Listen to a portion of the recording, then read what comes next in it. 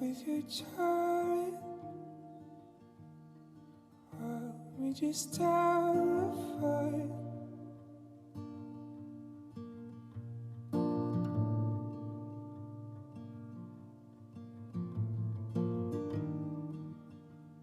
Scales in your eye.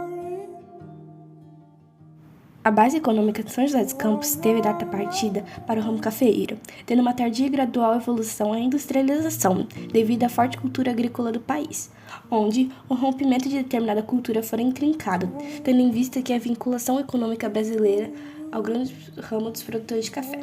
Até meados do século 40, tendo embasamento dos anos 20 até tal data, a crise econômica global, também conhecida como crise de 29, houve uma acentuada dificuldade de importação de produtos industrializados, assim tendo que produzir o material por si desejado. A produção massiva e quase incontrolável fora estopim para um determinado rompimento com a cultura do agroexportador, tendo dado intensificação a partir do fim da Segunda Guerra. A economia brasileira focou-se na produção industrial. A grande potência econômica brasileira veio a partir da Grande Era Vargas, que durou até 1945, desta vez assumida através de eleições diretas. A grande situação industrial do país migrou para o interior, mais especificamente para São Paulo, em São José dos Campos, escolhida como cidade para mudança significativa. Em 1925, a chegada da tecelagem Paraíba em Santana estabilizou a classe operária. A tecelagem exportava para países como Estados Unidos e Canadá, assim dando a força à economia de São José dos Campos e sendo um dos principais pontos a serem trabalhados no Brasil na época. A história de Santana é marcada por dois aspectos importantes da nossa história socioeconômica: pelos deslocamentos da população das áreas rurais ou dos centros urbanos menos equipados para grandes centros industriais e pela penetração capitalista também no campo, a consequente liberação da mão de obra substituída, cada dia mais, pela maquinária e o êxodo rural incontrolável. E essa história tem seu início exatamente com a chegada da estrada de ferro em São José dos Campos no final do século XIX. Santana ainda tinha como característica importante nesse período sua localização periférica à estrada de ferro central do Brasil. Era um bairro de tradição agrícola, a única ligação entre o sul de Minas e o centro de São José, tornando um grande centro de atenção econômica e social. Situação essa que, com a entrada do capitalismo industrial em São José dos Campos, proporcionou não mais sua valorização, mas sim sua decadência. Observa-se que os bairros que ficaram à margem da estrada de ferro, além de outras características próprias, têm tradição, mas uma tradição anterior ao trem, garantindo-lhes o privilégio nessa fase.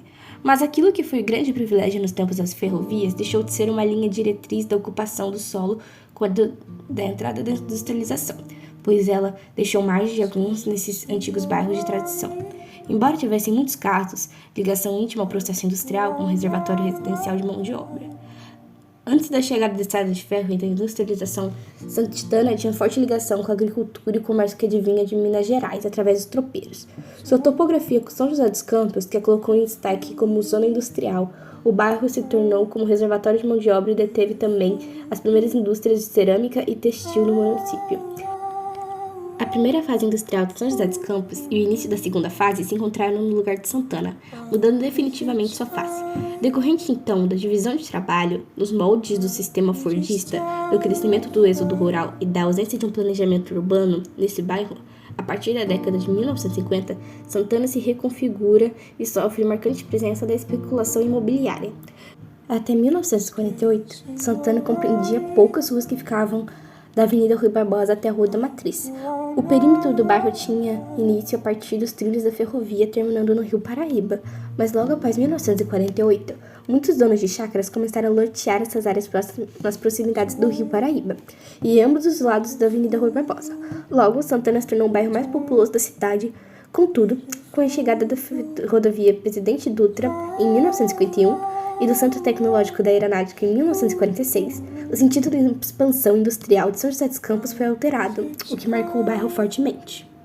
Com a instalação de uma grande indústria, logo teve como decorrência o início da migração do campo para a cidade. Com o começo da industrialização em São José dos Campos, uma nova categoria começou a se fazer presente na cidade: o operariado assalariado, constituindo um fator de conflito urbano. Devido a essa população de Santana ter ligação com o campo, observamos a formação de um proletariado rural, com eles interesses urbanísticos e as transformações dos costumes desta população, que agora não é mais rural, mas sim operariado urbano, no decorrer dos anos. Santana continua crescendo e se desenvolvendo na área econômica, e social e cultural. Economicamente, viu-se o bairro progredir por via de passagem do Vale do Paraíba para Minas Gerais e vice-versa, pela instalação das indústrias na década de 1920 até 1940. Na área social e cultural, observamos que a questão religiosa é muito forte nesse bairro, pois sua ascensão foi impulsionada e profundamente marcada pela igreja e pela figura do Monsenhor Luiz Gonzaga Alves Cavalheiro, a partir da sua chegada em 1940. Através de seus envolvimentos de política, o paróquio trouxe grandes benfeitorias para o bairro: escola, creche, hospital e melhorias urbanísticas. Todas essas inovações e a questão geográfica proporcionaram a Santana se tornar um bairro isolado, um bairro-cidade, como pode-se observar ao longo de sua história. Geograficamente, observamos que o acesso à cidade-bairro era dificultado pela subida da Avenida Mário Galvão. Outro motivo seria que o distrito de Santana estava separado pela própria topografia da cidade de São José dos Campos, que se acha localizada no planalto distante do distrito.